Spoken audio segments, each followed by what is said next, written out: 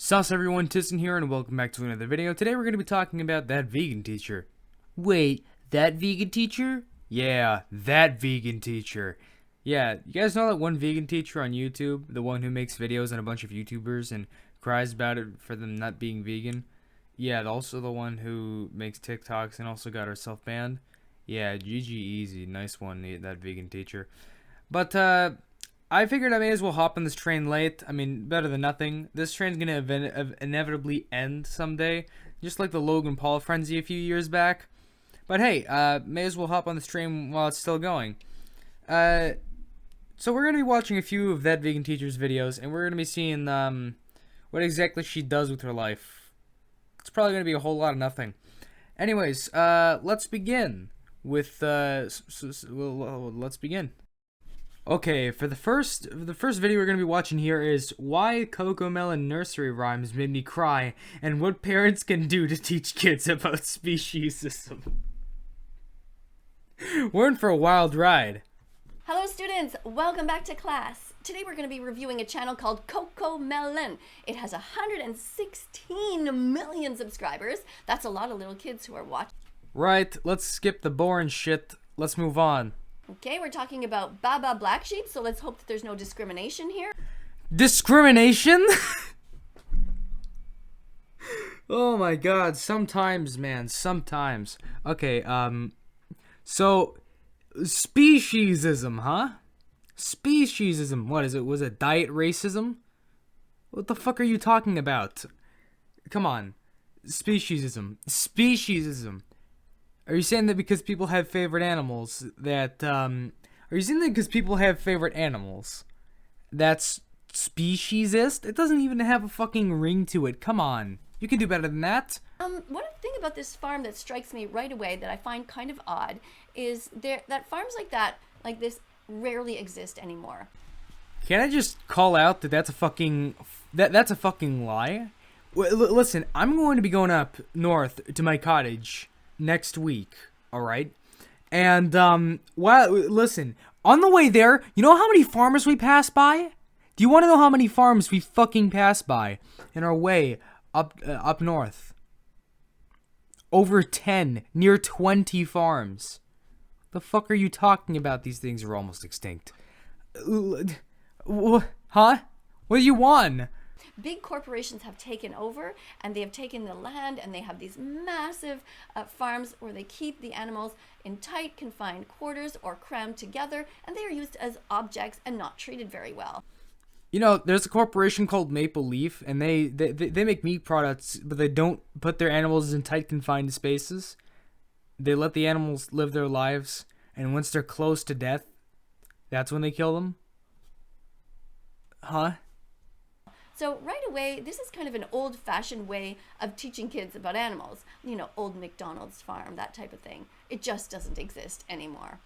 By far, the vast amount of animals on this planet are used. They are eaten, they are worn, they are abused. Where the fuck have you been for the last 100 years? You didn't know that? Oh, what's going on? All right, so we have a little kid here coming to do something to the sheep, and clearly this sheep is not happy and trying to get away. So this sheep knows what's going on. The sheep has clearly been abused in some way by this kid before. How would a literal toddler be able to abuse a sheep? My brain is melting at this thought. Or is definitely not happy to see this child. So what has this child done? Let's give this an X again. Not too happy about the way this is going. Right, yeah, let's move on. I seriously don't want to, no. Let's move on. 10 uneducated YouTubers and the BS lies they tell themselves. Oh, you would not know the amount of money I would pay to get on that list. You have no idea. Here's our list, and believe me, there are way more than 10. These are just the first 10 that I grabbed and just thought of off the top of my head. Gordon Ramsay, Pyrocynical, Daz Games, Anna Oop, Ethan Trace, John Robert Bell, Poncho Oompaville, Rally Link 14, D'Angelo Wallace. Let's look at these logical fallacies that they engage in. I'm gonna do you a favor, and I'm going to I'm gonna skip the boring parts because you probably already know what this is. But first, before we do that, let's sing a little French song. Ah, fuck. I forgot she was Canadian. Hold on. Give me just a moment. Okay, translate. So we go to English to French.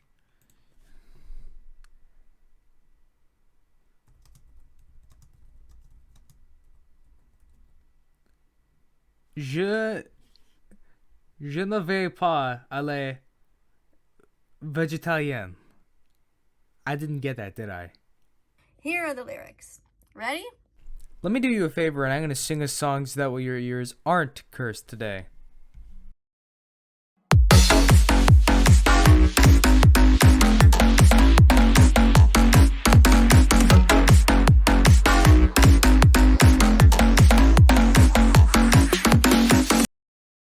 Now that means don't ask me why I'm vegan.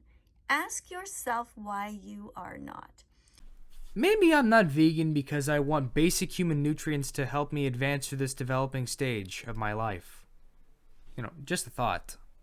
Use your brain, use your heart, and stop making up crazy excuses. Now let's look again at what are these fallacies. Pause it if you want to read. I've already seen it, so I'm going to skip it.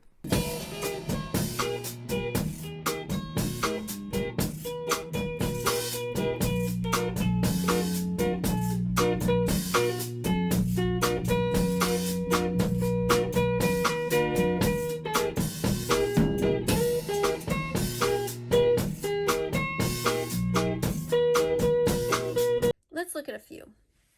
Ad hominem, attacking the arguer rather than the argument. Example, you're a self-righteous vegan asshole. Fuck off and let me eat what I want. Tell you what, just to piss you off. You're a self-righteous vegan asshole. Fuck off and let me eat what I want. Are you crying yet? Good. Drinks on me, fellas. All right, well, this is a perfect example of what somebody like Ethan Trace does. He doesn't look at the argument at all. He simply does an ad hominem attack. Actually, all of these guys do ad hominem attacks. So, Miss Vegan Teacher, are you saying that that people shouldn't have a choice? That people, shouldn't have any decisions whatsoever and they need to go along with everything that you say? I don't know, man. That sounds kind of... I don't know. Personal attacks rather than looking at their own behavior and the facts about how animals suffer. Anecdotal fallacy, using anecdotes to form a conclusion as opposed to solid science. Example, my friend went vegan and got really sick. Veganism is unhealthy. You know there are people out there with health conditions that can't be vegan, right? Just letting you know. Now we all know that one makes no sense either, because who knows what your friend was doing? We have no idea what other substances your friend consumed, what kind of foods your friend was eating. Veganism is healthy. It is 100% healthy. I understand if you were saying that to adults, but if you were saying that to kids, like, for example, I'm going through puberty right now. If I were to go fucking vegan right now, sure, I'd lose some extra weight. That's fine. But you know what I wouldn't come out of puberty as? I wouldn't come out of puberty as a person who'd be confident in themselves. No. I'd be looking like a fucking Minecraft skeleton. Not only that, but I'd be weak as fuck. Alright, I don't know what you're on, Mrs. Vegan Teacher, but if a 14-year-old is ratting you out on the internet, the door's there. Eat proper foods. Don't just go and eat chips and drink Coke. Of course you're not going to be healthy if you do that. You won't have the proper vitamins and minerals. Get a well-balanced, healthy diet, and then you will do great. All right, there are vegans in the Olympics, so we know that this fallacy just makes no sense. Anecdotal evidence is not actual scientific evidence. Appeal to consequences. Asserting that a position is false just because it is believed that the course of action that follows from that argument could lead to undesirable consequences. Example. Think of all the people who'd be put out of work in the farming industry if you got your way and everyone went vegan. That's a solid point. I wonder how she's going to go up against this one. Well, people have said this about every time there was a new industry. Remember when they used to sell records and then they sold cassettes and then they evolved to CDs and now CDs hardly everyone buys them. Let me stop you right fucking there. I hope you know that records, cassettes, and CDs are still being sold to this day. I'm not even making that up. You can literally go online and find cassettes being manufactured for sale and even blank ones being sold online for cheap ass prices. What the fuck are you talking about? They're obsolete. Let me show you right here. Look, I can go onto a site right here. Look at that audio CD. Right there. And if I go to select retailers, I can still find cassettes for these guys. Literally, needlejuicerecords.com. Huh, I wonder what they're selling. Oh, would you look at that? Cassette. Isn't that funny? Isn't that a funny ha-ha? Wow. That's a real funny. That's a ha-ha-ha. I am currently laughing right now. Anyone? So things change. These farmers, these people who work to raise these animals, to rape, torture, and murder these innocent animals, will then change. They'll get jobs growing plants. From a logical standpoint, farmers aren't always responsible for meat. They also are responsible for crops, so I guess she does have a point, which is unfortunate. Be logical. Don't appeal to consequences. Appeal to the dictionary. Using dictionary definitions, which are ever-changing, to argue the invalidity of a statement, as opposed to using reason. Example, the definition of murder is the act of one human being killing another human being, and someone refers to humans, not animals. Says so in the dictionary.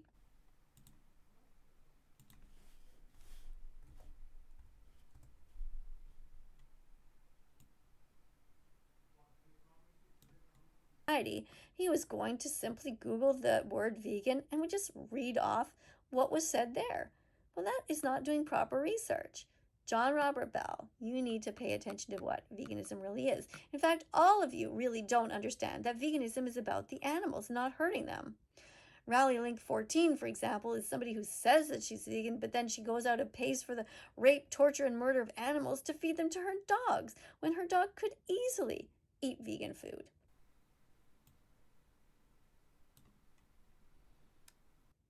Oompaville is somebody who just completely refuses to look at the facts. He himself hunts and is despicable rather than looking at the facts and realizing that he can easily be vegan. He has plenty of money, lives near a store, and is completely healthy. Let me just say for the record that Oompa's a fucking badass. Yeah, I'm surprised on how she's not tearing up by now. D'Angelo Wallace on his site, he actually sells different meals. He sells the dead bodies of animals. Cool, it's not like that's a normal job. And Poncho, well, he's just one of these ignorant people who plays video games all the time and doesn't actually care one iota about the animals. Hey, looks like me and Poncho aren't so different, huh? Anna Oop is somebody who also spends her time just wasting her time gossiping on her channel and attacking me out of the blue, same as Daz Games. And Pyrocynical, he is another person who did a video about me. And out of all of these, actually, Pyrocynical, I have to say, did actually make a couple of good points. And he actually proved that Tommy Innit didn't even really know who I was. And, apparently I was kicked off of TikTok. Maybe because of the things that I said about Tommy Innit. And Tommy Innit had no idea what was even going on. He is a young man, Tommy Innit, who is in college. And I made a joke about he should eat his fruits and vegetables. And, everyone just freaked out. And this guy, Ethan Trace, was really weird about it. He said that he immediately started to think of Tommy Innit's private parts when I just told Tommy Innit to eat some fruits and veggies. I mean, this is just a list of insane people right here that you're looking at. Miss Vegan Teacher, you may want to, take a look at yourself in the mirror. Just for funsies. And on that note, that ends the video. Thank you all for watching. It was a blast to make this. And let's just hope that I can get on Miss Vegan Teacher's list of insane YouTubers. I would pay money to get on that list. You have no idea how much I would pay. Anyways, look forward for new commentary videos coming very soon, and maybe even some gaming ones, and maybe a bit of streams in between. Who knows? Anyways, thank you all for watching. This has been Tistan. Peace.